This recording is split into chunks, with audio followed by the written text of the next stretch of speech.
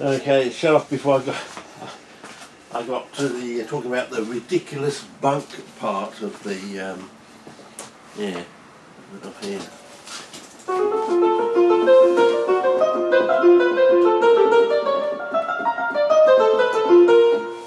Okay. Okay, makes a lot of sound. Yeah, the last little clip cut off before I got to talking about, in quotes, it's all ridiculous bunk, you know, so yeah, and unless there's more banana roots, yeah, well, you're talking about roots. Yeah, banana roots can grow quite long, and I've had filmed and photographed them, you know, you can get them up like at least 35 centimetres long, and they can be quite thick. It goes back to that statement about Drossocapensis. Back in the 70s, the roots in Drossocapensis used to be like, the average size was like a pencil thickness, and you could get something, you know, up to those sort of, the mini sort of felt tip pen things, which are slightly thicker than a normal average HB pencil sort of thing.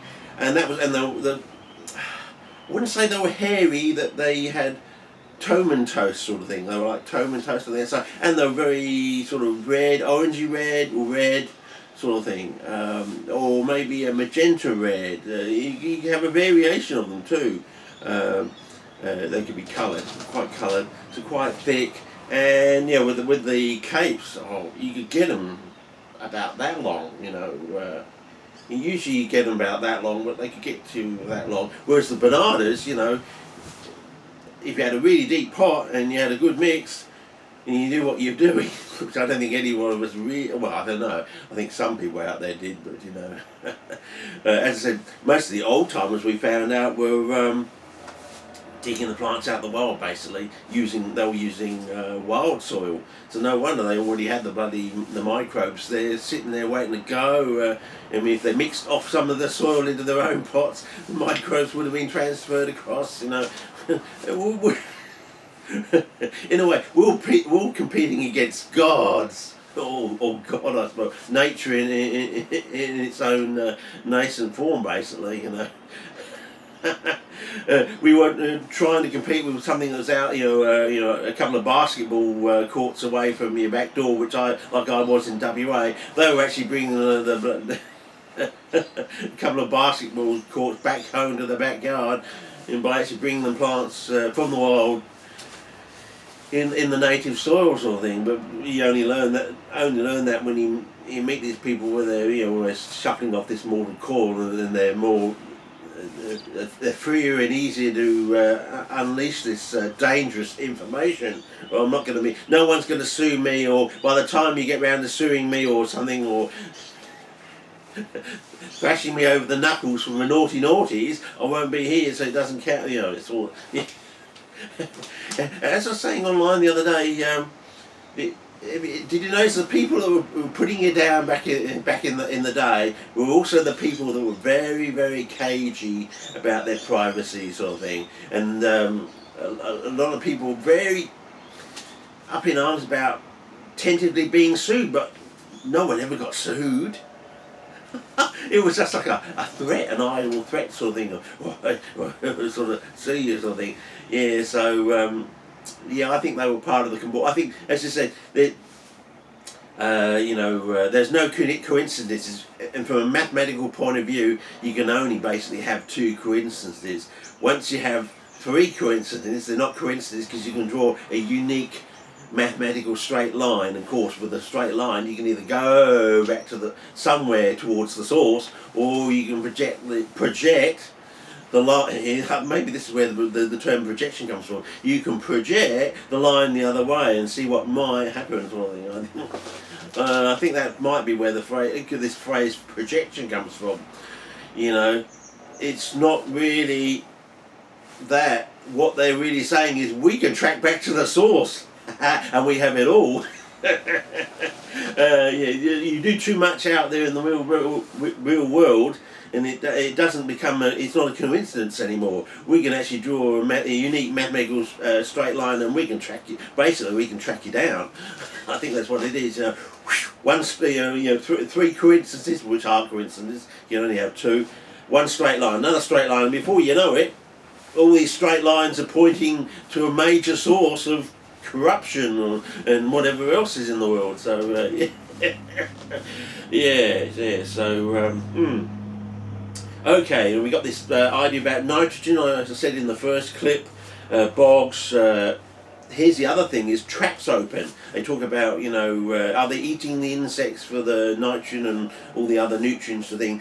Well, if they got these nice big succulent fly traps sitting out in the wild with all the traps are open, you think, well, you know, when in the season is this plant going to suddenly get a glut of insects? Then you say, well, they got insects the last season. If you actually go out and photograph these plants in the wild, sort of thing, you can go back through a number. These days, with all our digital cameras and stuff, and people have got date stamps and things, you can sometimes come up with, you know, the same. Maybe that's why I'm going out to all my locations year in, year out, because in a way I'm proving to you some of these fallacies. So you can have a plant there with open traps this year. You had open traps last year. You had open traps the season before. So yet it's nice and big and healthy. Or it's drawing down on all its reserves of its tuber or something. I'm thinking, well, what about back in WA with Drosera gigantea? There I was, I think, about 10 years old. I think it's my second year of the Canada swamp. I think it was. Thinking, I decided, I'm going to look at these, you know, after already being inculcated with it. I'm going to dig down and see what these tubers are like. Got down to my armpit of being a 10-year-old child sort of thing. You know, you want to measure it. I have taken old photographs, and when I'm standing against the bricks of my parents' house to try and measure how big I was at that sort of age, to roughly gauge measurements sort of thing. So, and I can show you those photographs of me standing next to the bricks of the house, so you can actually tell I'm not telling you bullshit. I have actually gone down this path to try and gauge, you know, how long my arm was, sort of thing, because, as I said, I got halfway down and I was nowhere close. But you could see by the very slender taper in the root, you could roughly gauge what you thought might be where the tuber would be. And of course it ties in with the bulbous, cormous and tuberous plants that Dixon and Pate put out. And they talk about, you know, the tubers being down at the base of the sand zone, down about 2 metres, where the clay meets the sand sort of thing, basically, whether that's the coffee colour clay that they talk about in fly trap papers. The coffee coloured. Have you noticed that? Coffee coloured. Yeah, in recent days, yeah, coffee coloured. Chocolate bubbles, coffee coloured, yeah, it's all coming, it's all, yeah. The chocolate bubbles of better weather peat and the coffee colour of the sand, yeah, it's all coming together, fellas, yeah. We've been fed a whole load of bullshit over the years, don't you worry about that. It's all about the change, I can tell you that. Anyway, so, and there's a photograph in the back of that book, of course, of these two people, Dixon and Payne, because one of them is one of these two scientists that turned up at my place the following year, sort of thing, after having made the discovery when I was 9 years old, 9 years old, because I got into CPs when I was 8. Then I had that thing when my dad got me a book from WA Press, and but it was a lamb edition for WA Press, so whether they were using it as a galley proof to do the new thing, but these two scientists, so-called scientists, turned up at my place, and they were almost gobsmacked founded that a kid of my age would actually have a copy of a book they didn't have. I actually had this. Well, mine's a lamb edition, but my dad said he got it from the University of WA Press. He went there and they said, "Hey, have this." So whether they were using it, had finished using it as a galley proof for the next edition, and I had that on in, and they'd ordered this thing. I think that's what. Yeah, they said they'd ordered, and they hadn't got it yet or something. And so I had a thing that they didn't have, and I think that put their noses out of joint. But I showed them this page in my edition, and because my edition has little slight differences. Over the years, I've noticed with people's books, little, a full stop missing here or something odd over here. It's slight differences. So whether my plate was different, the plate in my book was different, but I definitely pointed out Drosophila glandularis are in the book and said it's that one, and apparently I went off and touched something completely different. I don't know how they got that, but that's the reason I had a full, got John McNally to do the full page on the end, because I wanted to make sure that everyone knew that I knew what I was talking about, because we had this big stuff up in WA sort of thing. But I'm digressing, but let's see if I've got any, probably run out by now, I don't know. I better check, but anyway, so that's basically, we've got this idea about nitrogen and bogs. It's all a load of bollocks, basically. Because if it were true, the plants would be starving, right? And they're saying, oh, well, they're not starving because they're eating the insects. But we're not talking about just the CPs in the bog or swamp. They're talking about nutrient deficiency. So all the plants in the bog should be deficient in some ways, unless they are got some sort of relationship. I suppose that's how we get on to, mycorrhizal relationship.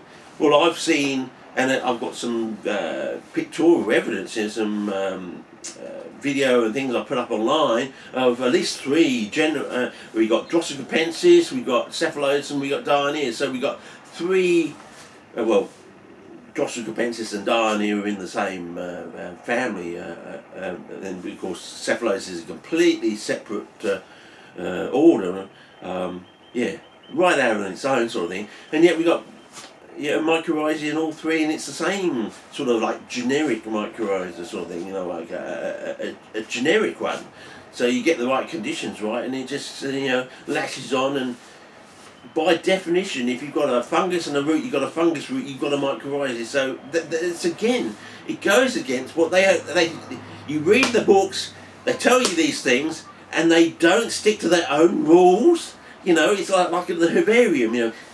Anyone or anything that goes past the front door should get a date stamp, and they tell you that they rub it in. It's like the rules in the book.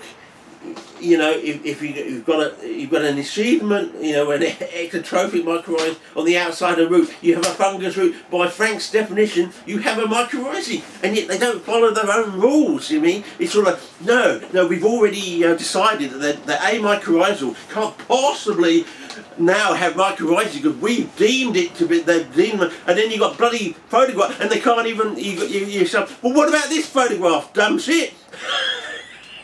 There it is, by your own fucking definition, and said, oh no, I'm not going to live. They're not going to live up to their own bloody definitions. What don't they believe in Frank or something? I mean, there's me sticking up for Frank. He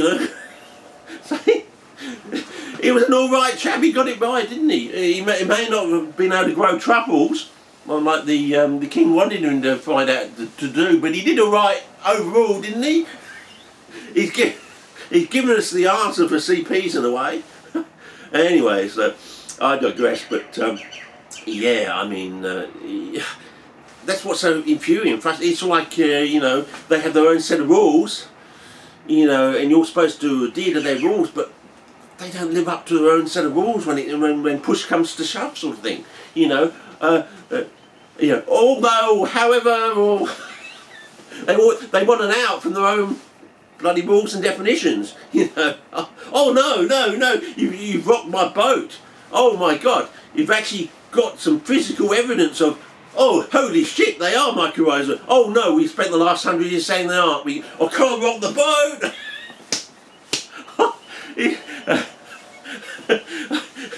Holy shit, Batman, me thinks we found a liar. I know, it's funny, you got to laugh sometimes, but anyway, I think this thing's going to run out now. I don't know what I'm going to get on to next, but you can damn sure it's going to be a shocker.